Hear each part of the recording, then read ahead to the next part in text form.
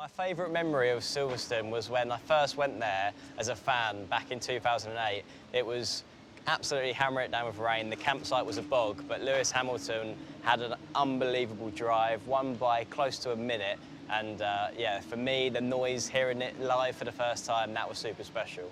So my favourite memory of Silverstone definitely has to be my debut race here in the Porsche Super Cup Championship. So that was my first year as a Porsche GB Junior driver last season, and racing in front of a home crowd, yeah, it was a very special weekend. And to finish just outside the top 10 on my debut was, yeah, definitely a dream come true, and I'll be pushing forward to hopefully have another strong result there this season. My favourite memory here at Silverstone would be driving my first race here in British GT.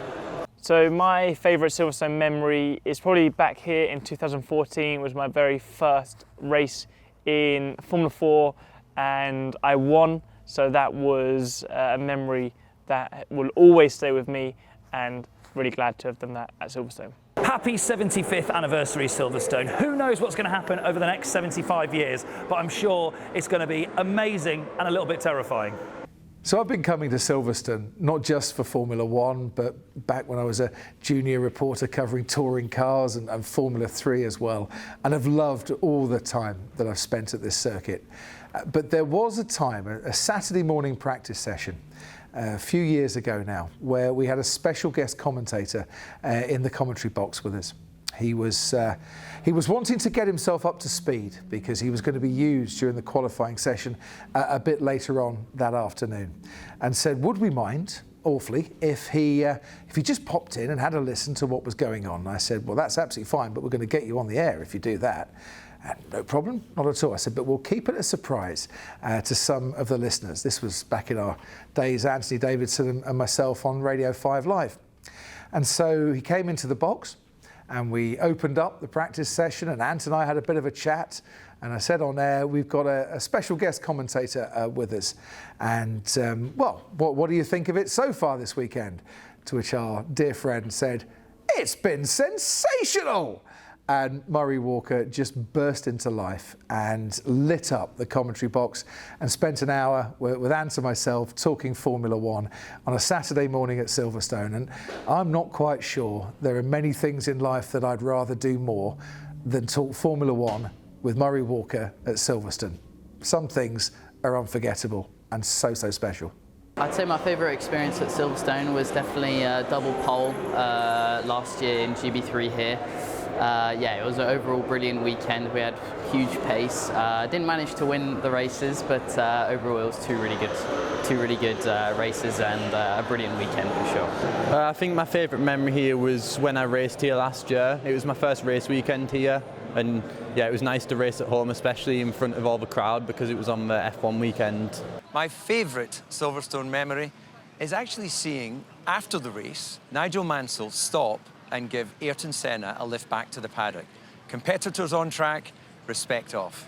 Best Silverstone memory? No question. I'm going to say 1973. Jody Scheckter coming out of Woodcut, losing it, and reducing the rest of the field to rubble. And that was the first time I'd been to a Grand Prix, and I was hooked. So exciting. So my favourite memory of the British Grand Prix here at Silverstone was in 1987. I was a young lad at the side of the track at Stowe Corner when Mansell came towards us, car tucked up right behind Nelson Piquet, and he darted left to right, left to right. I didn't really appreciate at the time how special that move was, but I was there to witness it, and yeah, something I'll never forget. Then the crowd afterwards went wild as he made the move stick, and I was looking up at everyone around me, all these adults going crazy. Yeah, the scenes were brilliant. Then they flooded the track after the race. I didn't, I wasn't allowed to. But yeah, really, truly amazing memories. And I think it was that moment that really set in stone just how special the British Grand Prix was. My favourite experience at Silverstone is actually racing here at British F4. Had a really good time. I think P2 in qualifying, P2 in the race. Didn't have the best of the final races, but still a really good weekend in total. My favourite memory of Silverstone is for sure getting pole position here in F3. Of course, at the British GP weekend. Yeah, very cool experience, and my first proper home GP. So my favourite memory of the British Grand Prix is every year the fan stage, Sunday night, or whenever I go out to the fan stage, see all of you lovely people there shouting, screaming, having a wonderful time, hopefully supporting me. This is the one thing I look forward to every single weekend, and it's something that I've loved every single weekend that I've done so far. So I hope to see you all there. The most memorable time that I think Silverstone gave to me was when I came from Ireland in the mid-70s as a driver trying to do all sorts of things. I was encouraged to come to be at Silverstone, and I never left it. Jordan set up its team for the Formula 3, Formula 3000, Formula 1. Everything revolved around here. The kids went to school here. So Silverstone was very much a part of my life, huge part of my life.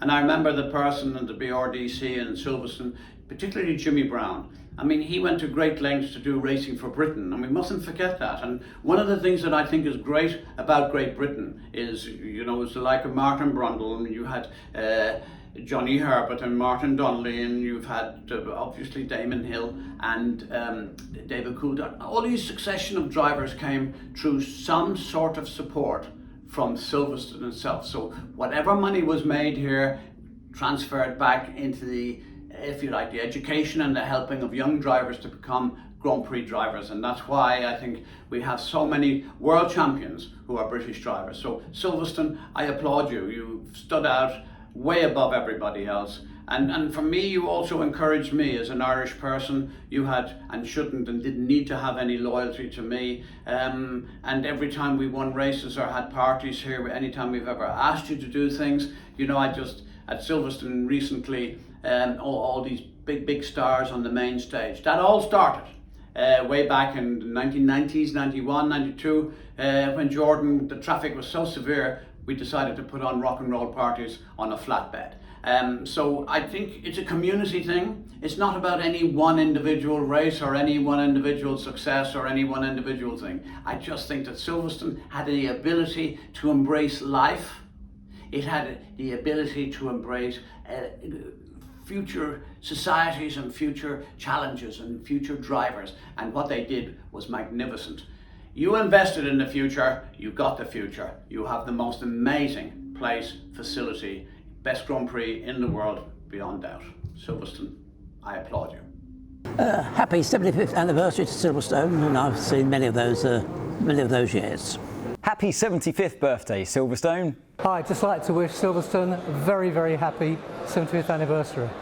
Happy 75th birthday, Silverstone.